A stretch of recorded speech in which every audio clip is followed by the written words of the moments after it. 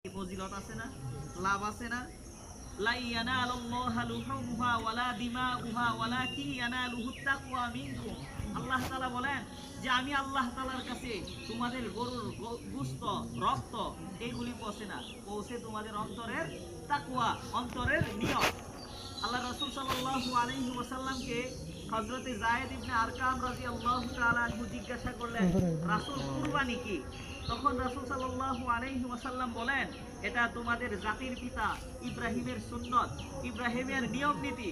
তখন এই সাহাবী রাসূলকে প্রশ্ন করলেন, রাসূল এটা যদি ইব্রাহিম আলাইহিস সালামের সুন্নত হয়, তাহলে আমরা যদি পালন করি তাহলে আমাদের কি সওয়াব হবে?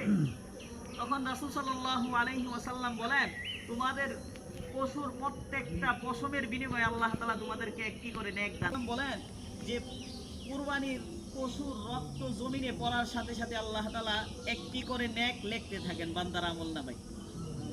রাসূল সাল্লাল্লাহু আলাইহি ওয়াসাল্লাম বলেন, যার সামর্থ্য আছে কুরবানি দেওয়ার মতো, যার সামর্থ্য নাই তার তো কোনো কথাই নাই। যার সামর্থ্য আছে এই ব্যক্তি যদি কুরবানি না করে, রাসূল বলেন সে যেন ঈদগাহের মধ্যে না আসে। আমাদের সমাজের মধ্যে রাসূল আরেক হাদিসের মধ্যে বলেন, প্রত্যেকটা পরিবারের পক্ষ থেকে কুরবানি, প্রত্যেকটা পরিবারের পক্ষ থেকে কুরবানি। কিন্তু আমাদের সমাজে এমন হয়ে দাঁড়াইছে যে 4-5টা ফ্যামিলি মিল্লা, পরিবার মিলে আমরা একটা কুরবানি দিই, কি বলেন? অথচ তার জন্য আলাদা কুরবানি করা ওয়াজিব। তাহলে কি বুঝলেন যে আমরা যদি সামর্থ্যবান হয় প্রত্যেকটা লোকের কুরবানি দেওয়া কি ওয়াজিব। এজন্য আমরা যারা দিতে পারি নাই, আল্লাহ তাআলা যেন আমাদেরকে কুরবানি, এই 10 বছরের মধ্যে রাসূল কোনোদিন যে রাসূলের কুরবানি মিস হয় নাই, যে প্রতিটা বছরই রাসূল সাল্লাল্লাহু আলাইহি ওয়াসাল্লাম কুরবানি দিয়েছেন। তাহলে এর দ্বারা আমরা কি বুঝি যে রাসূল সাল্লাল্লাহু আলাইহি ওয়াসাল্লাম কুরবানিকে কেমন গুরুত্ব দিয়েছে। রাসূলের মেয়ে হযরতে ফাতেমা রাদিয়াল্লাহু তাআলা আনহা, ফাতেমা রাদিয়াল্লাহু তাআলা আনহারে রাসূল বলতেছে, হে ফাতেমা, তুমি তোমার কুরবানির পশুর কাছে যাও, যদি তুমি কুরবানির পশুর কাছে যাও তাহলে এর বিনিময়ে আল্লাহ তাআলা তোমারে মাফ করে দিবে। তখন ফাতেমা রাদিয়াল্লাহু তাআলা আনহা বলেন, হে আল্লাহর রাসূল, এই আমলটা কি আমরা যারা আহলে বায়াত আছি তাদের জন্য, যে কুরবানির পশুর সামনে যদি আমরা থাকি তাহলে আল্লাহ তাআলা মাফ করে দিবেন? তখন রাসূল বলেন, প্রত্যেকটা ঈমানদার ব্যক্তিকে আল্লাহ তাআলা মাফ করে দিবেন। এজন্য আমরা যারা কুরবানি দিব, অনেকে আছে অসুস্থ, গরু আনছেন, কিন্তু সুন্নাহ হলো কি যে কুরবানির পশুর সামনে আপনি দাঁড়ায় থাকেন, যে জবাই করতেছে আপনি জবাইটা দেখেন, তখন হইতে পারে আল্লাহ তাআলা এর বদলতে আল্লাহ তাআলা আপনাকে মাফ করে দিবেন। আরেকটা হলো এই কুরবানির দ্বারা হলো আল্লাহ তাআলার শ্রেষ্ঠত্ব বর্ণনা করা, আল্লাহ তাআলার জিকির করা হয়। আল্লাহ বলেন, কাযালিকা সাখখারনাহা লাকুম লিতুকাব্বিরুল্লাহা আলা মা হাদাকুম ওয়া বাশশিরিল মুহসিনিন, যে এই কুরবানির দ্বারা আমি আল্লাহ তাআলার জিকির করা হয়। এই কুরবানি ছিল হযরত ইব্রাহিম আলাইহিস সালামের যুগ থেকে। ইব্রাহিম আলাইহিস সালাম দুনিয়া থেকে চলে গেছেন, কিন্তু ইব্রাহিম আলাইহিস সালামের সুন্নাতটাকে আল্লাহ তাআলা কিয়ামত পর্যন্ত জারি রাখবেন। কি বলেন? আমি আর আপনি যদি পালন করি নাও করি, তারপরেও দেখবেন কিয়ামত পর্যন্ত এই কুরবানির বিধান থাকবে, থাকবে না? আল্লাহ কুরআনে আয়াত নাযিল কইরা জানায়া দিবেন, কাযালিকা সাখখারনাহা লিতুকাব্বিরুল্লাহা আলা মা হাদাকুম ওয়া বাশশিরিল মুহসিনিন। আর এই কুরবানিটা হলো একটা মহান পরীক্ষা। আল্লাহ বলেন, ওয়ালা নাবলুওয়ান্নাকুম বিশাইইন মিনাল খাউফি ওয়াল জু'i ওয়া নাকসিম মিনাল আমওয়ালি ওয়াল আনফুসি ওয়াস সামারাত ওয়া বাশশিরিস সাবিরিন।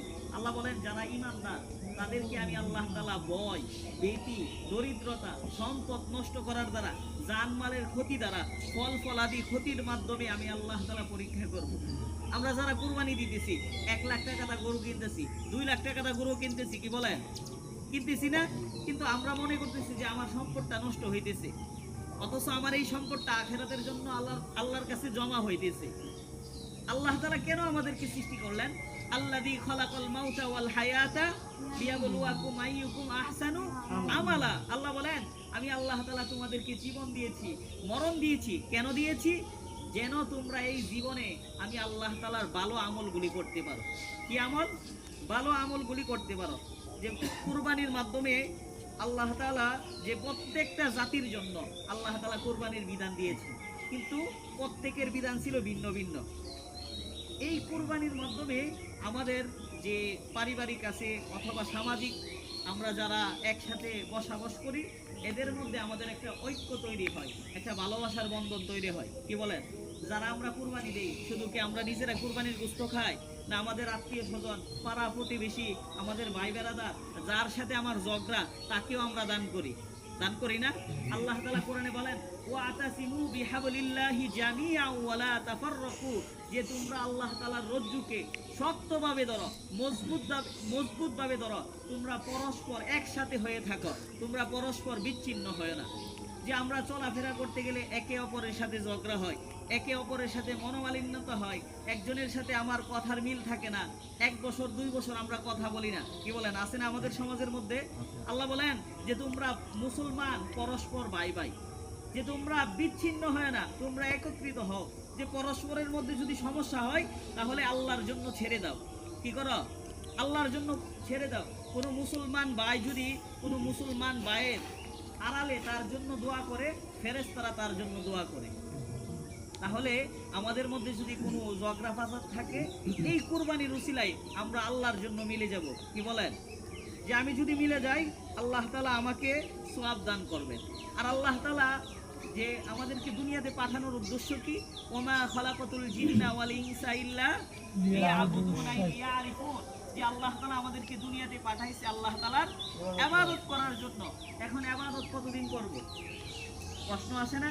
যে আল্লাহ বলেন ওয়াবুদে রব্বাকা হাত্তা ইয়াতিয়াকাল ইয়াকিন, মৃত্যু আসা পর্যন্ত, যতদিন পর্যন্ত তোমার জীবনে জান আছে ততদিন পর্যন্ত আল্লাহ তাআলার কি করতে হবে? ইবাদত করতে হবে। এজন্য কুরবানি এই বছর আমি দিলাম, সামনের বছর আমার তৌফিক হলো দেব না, এরকম না, যে সামনের বছর যদি আমার তৌফিক হয় সেটাও আদায় করতে হবে। এজন্য কুরবানি তো আমাদের উপর, যাদের ওয়াজিব আমরা ওয়াজিব আদায় করতেছি। ঈদের নামাজ আমাদের উপর ওয়াজিব ছিল, ওয়াজিব আদায় করলাম। আমাদের উপর আল্লাহ তাআলা 5 ওয়াক্ত নামাজ ফরজ করেছেন, কি বলেন? এই ফরজ বিধান আমাদের কি মানার দরকার না? যে মসজিদগুলি দেখা যায় খালি, 2 জন 4 জন লোক নিয়ে আমরা নামাজ পড়তে হয়, অথচ আমাদের সকলের উপর আল্লাহ তাআলা নামাজ ফরজ করে দিয়েছে। আমরা আল্লাহ তাআলার এই ফরজ বিধান মানতেছি না। যে রাসূল সাল্লাল্লাহু আলাইহি ওয়াসাল্লাম হাদিসের মধ্যে বলেন, যারা নামাজ পড়ে না, যারা আল্লাহ তাআলার হুকুম মানে না, এরকম লোকদের সাথে তোমরা কুরবানি করো না। তাহলে এরকম লোক যদি আমরা খুঁজি, কয়জন লোক পাওয়া যাবে বলেন? যে আল্লাহ তাআলা বলেন ইন্নামা ইয়াতাকাব্বালুল্লাহু মিনাল মুত্তাকিন, নিশ্চয়ই আমি আল্লাহ তাআলা মুত্তাকি, যারা পরহেজগার, আমি আল্লাহ তাআলাকে মানে, তাদের কুরবানি আমি আল্লাহ তাআলা কবুল করব। তাহলে আমি আর আপনি 4 লাখ 5 লাখ টাকা দা কুরবানি দিলাম, যদি এই কুরবানি কবুল না হয়, কুরবানি দেওয়ার মানে আছে? কোনো মানে নাই।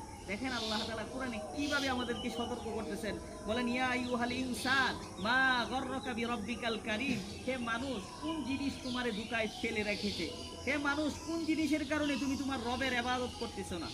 এই কথাটা কাকে বলছে? আল্লাহ তাআলা আমাদেরকে বলতেছে, হে মানুষ কোন জিনিসের কারণে তুমি তোমার রবের ইবাদত ছেড়ে দিয়েছো। এজন্য আল্লাহ তাআলা যেন আমাদের সবাইকে 5 ওয়াক্ত নামাজ পড়ার মতো তৌফিক দান করেন।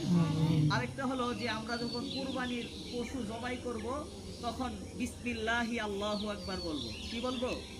বিসমিল্লাহি আল্লাহু আকবার বলবো। কেউ যদি ইচ্ছা করে বিসমিল্লাহি আল্লাহু আকবার ছেড়ে দেয়, তাহলে এই পশুর গোশত খাওয়া হারাম হয়ে যাবে। কি হয়ে যাবে? হারাম। ইচ্ছা করে কেউ যদি আল্লাহর নাম, একটা হলো ভুলে যদি সাইরা দেয় তাহলে কোনো সমস্যা নাই। ইচ্ছা করে কেউ যদি আল্লাহর নাম সাইরা দেয়, তাহলে ওই কুরবানির গরুর গোশত খাওয়া আমাদের জন্য কি হয়ে যাবে? হারাম হয়ে যাবে। আরেকটা হলো এই কুরবানির সময় যে আমরা লিস্টি ধরায় দেই, কালকা বয়ানে বলছি, এইগুলি আসলে কোরআন হাদিসের কোনো জায়গার মধ্যে কি নাই। আরেকটা হলো আপনি পীরকে ভালোবাসেন, পীরের মুরিদ, ঠিক আছে, কিন্তু কুরবানির সময় কেন পীরের নাম বলতে হবে? যে পীরের নামে যদি আপনি কুরবানি করেন তাহলে কি আল্লাহর নাম হলো? আল্লাহর নাম হলো না। আরেকটা হলো যে বলেন হুজুর বলেন 5 জনের নামে কুরবানি দিতেছি, 5 জনের নামে কি কুরবানি? না আল্লাহর নামে কুরবানি? আল্লাহর নামে কুরবানি। 5 জনের পক্ষে বলতে পারেন যে আমাদের 5 জনের পক্ষ থেকে কুরবানি, ঠিক না? আর যদি বলেন 5 জনের নামে কুরবানি, তাহলে এই কথাটাই কি? শিরিক। আল্লাহ বলেন ওয়ালা তাকুলু মিম্মা লাম ইউযকার ইসমুল্লাহি আলাইহি ওয়া ইন্নাহু লাফিস, যে ব্যক্তি আমি আল্লাহ তাআলার নাম ছেড়ে দেই যখন কোনো পশু জবাই করার মধ্যে, সেই যেন এই পশুর গোশত না খায়, এবং যে ব্যক্তি এই নামটা ছেড়ে দেয় সে যেন ফাসিকি করেছে। আর দেখেন এই কুরবানির গোশত আমরা নিজেরা খাবো। আল্লাহ বলেন ফাকুলু মিনহা ওয়া আত'ইমুল বাঈসাল ফাকির, তোমরা নিজেরা খাও, যারা ফকির আছে, মিসকিন আছে, দরিদ্র আছে তাদেরকে দাও। তাদেরকে কি করো? দাও। আমাদের সমাজের মধ্যে একটা নিয়ম আছে যে আমরা কুরবানির গোশতটারে 3 ভাগ করি। এক ভাগ নিজে খাই, আরেক ভাগ আত্মীয় স্বজনদেরকে দেই, আরেকটা ভাগ আমরা ফকির মিসকিনদেরকে দেই। এটা হলো একটা মুস্তাহাব আমল। যারা আছে, যারা দরিদ্র আছে, দেখা যায় অনেক মানুষ আছে যে সারা বছরে একদিন গরুর গোশত খাওয়ার মতো তৌফিক হয় না। কি বলেন, আছে না এরকম লোক? আমরা এরকম লোক যারা আছে আমরা একটু তালাশ কইরা তাদেরকে দেওয়ার চেষ্টা করব। যে আল্লাহ রাসূল সাল্লাল্লাহু আলাইহি ওয়াসাল্লাম বলেন যে বুখারীর হাদিসের মধ্যে যে তোমরা 3 দিনের বেশি কুরবানির গোশত রাখো না। এই কথাটা রাসূল 1 বছর বলছে। কেন বলছে? যে ওই বছর মানুষের মধ্যে দুর্ভিক্ষ ছিল, মানুষের খাবার মতো কিছুই ছিল না। তখন রাসূল বলেন 3 দিনের বেশি তোমরা কুরবানির গোশত রাখো না। তারপরে আবার রাসূল সাল্লাল্লাহু আলাইহি ওয়াসাল্লাম বলেন তোমরা কুরবানির গোশত নিজেরা খাও, আত্মীয় স্বজনদেরকে দাও, ফকির মিসকিনদেরকে দাও এবং নিজের কাছে জমা রাখো। এজন্য আমরা আমাদের আত্মীয় স্বজন ভাই বেরাদার যারা আছে সবাইকে আমরা কুরবানির গোশতটা পৌঁছাইবার চেষ্টা করব। আর আমাদের মধ্যে যে প্রতিহিংসা, আমাদের মধ্যে একজন আরেকজনের যে ঝগড়া আছে, অনেকে আছে দেখা যায় কুরবানির গোশত দিলে ফেরত দিয়া দেয়। কুরবানির গোশতটা কি করে দেয়? তার সাথে আমার ঝগড়া, আমি কি করি, আমারে সে দিছে মোহব্বত কইরা, আর আমি কি করি, তারে ফেরত দিয়ে দেই। এই কাজটা কখনোই করবেন না। হ্যাঁ, আপনার যদি তার গরুর গোশতের উপর সন্দেহ থাকে, আপনার কাছে খারাপ লাগে, তাহলে কোনো ফকির মিসকিনদেরকে আপনি কি করেন, এই খাবারটা দিয়ে দেন। দেখেন সে আপনার জন্য মিলার জন্য আপনার একটা পুতলা দিছে, আর আপনি কি করলেন, তারে দূরে সরাইয়া দিলেন। তাহলে আপনি কি করলেন? অপরাধ না? যে অপরাধটা করলেন। যে আল্লাহ বলেন যে ব্যক্তি আমি আল্লাহর জন্য মিলে যাই, আমি আল্লাহ তাআলা ওই ব্যক্তিকে দয়া করি, আমি আল্লাহ তাআলা ওই ব্যক্তিকে রহম করি।